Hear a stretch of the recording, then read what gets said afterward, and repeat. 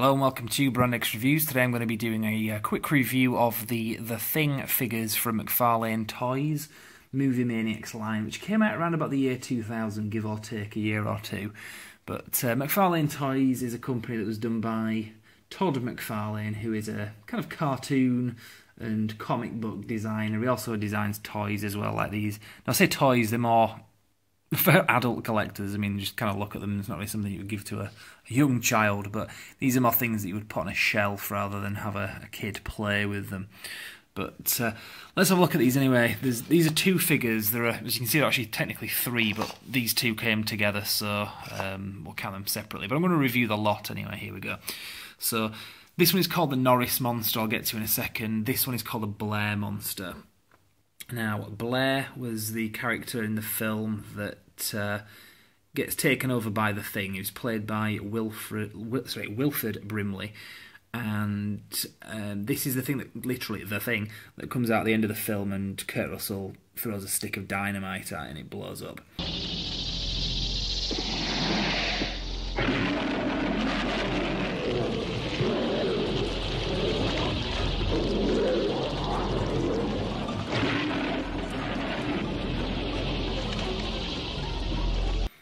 Now, one thing that these get criticised for, specifically these Thing figures in some of the reviews I've looked at online, they are quite brittle. They have a lot of bits on them that can very easily snap off, as has been the case with each of these three with me. I've had to glue several bits back on. There have been reports as well of some of these getting broken on the post. They've arrived with bits snapped off. But you can easily glue them back on. The good thing about these figures are, as well, if bits do break off, they tend to be designed in such a way that, although you can move the arms, and obviously if you glue them back on, it kind of limits you, because you have to kind of, once it's glued on, it's staying. These things are designed in such a way that they are supposed to be set with a set pose, so although you can move arms and legs and stuff, you're really supposed to have them locked in one position for the pose that it's designed in to work. Typical example here, you can see on the arm here, there is a joint, so you can kind of move this arm up and down like this. But as you can see, there is a continual thing with the nerves there where it's supposed to go like that. So if you kind of move this down, it kind of ruins that a bit. It's supposed to be there like that, so it kind of looks more continual. So, as I say, a bit snapping off it, it's a bit of a pain in the arse, but you know, if you glue it back on the right place, it's fine. This one in particular, I had to glue this hand back on, and I mean, it hasn't really ruined it, it still works just fine. But there's a lot of joints on these, so if you do want to mess about with them, you can do. Now this one, it's got, like I say, it's got quite a few, you can move the arms and stuff, bits up and down. There's lots of little loose bits as well, just kind of flap about. And these bits as well are fairly flexible as well. Let's do a bit of a look at the back of this thing, because I'm not really sure any of that yet. I just really do love the attention to detail on this. It just looks really nasty and gory, just like we saw in the film. And the facial likenesses and everything is really just absolutely fantastic. You can tell these have been designed by someone who is a fan. Well, it's Todd McFarlane that does these. So I've seen him in interviews, and he really does care about the what it's based on. So as I say, that's the Blair monster. Now I'll have a look at the Norris monster. Norris was the character that, the one that has a heart attack, and he's on the table, and they're giving him the electric shock treatment, and his entire midsection just rips open, and this thing kind of pops out.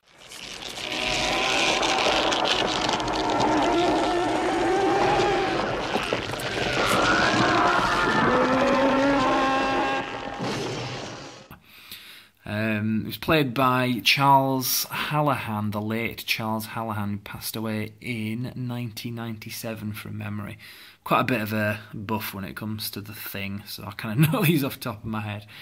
As I say, this one came as a double set. You got these two things. I don't think you would really buy that on its own. Well, you probably would, but it's quite a small thing when you compare it to other McFarlane toys.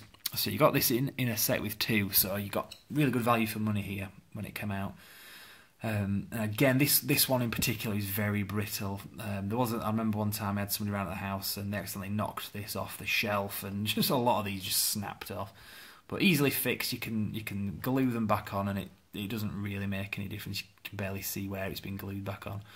fact, I can't even remember where it's been glued back on, so again, it doesn't really matter. It's just a bit of a pain in the ass when it happens. But again, the facial likeness, look at that. That is nasty, just like we saw in the film.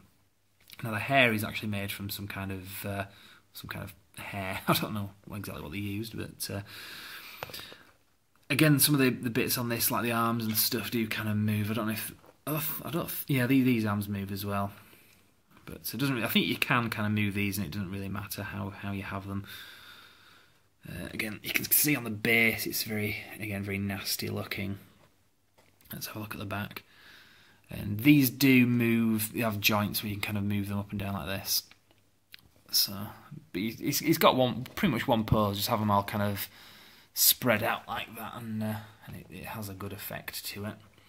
So that's that one anyway. Let's have a look at the head. This is the head that obviously kind of stretches off the operating table and grows legs and crawls off.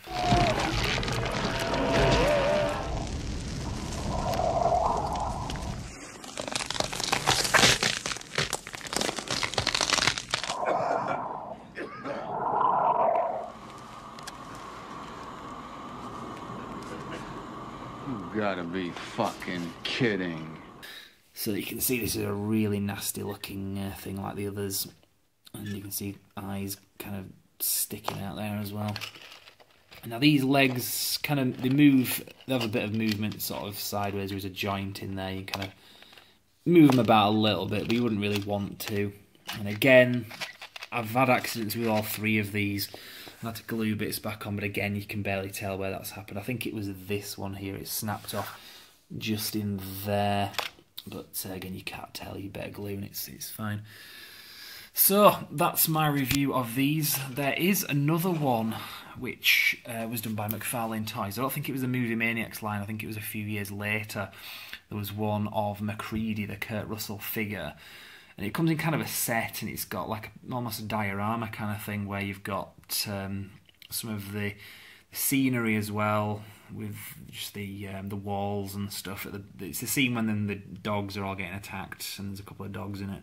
But it's quite expensive, and it's quite rare now. I think it goes for about £60. These you can get a bit cheaper than that individually off eBay. So they were quite rare, but not mega rare. Very nice to own. If I do ever get the McCready set, I will do a review of that at brandxreviews.com. So if you're interested in the Thing and stuff like this, a few months ago I did do a review of the eBob miniatures, which kind of unofficially, I don't think they were officially licensed merchandise, I'm not sure actually, but you can look at that on brandxreviews.com, and there's a review up there, somewhere in there. And also we'll be doing reviews of other stuff like this as and when, so if you check back the website on the YouTube channel, we will see you next time. Thank you very much for watching.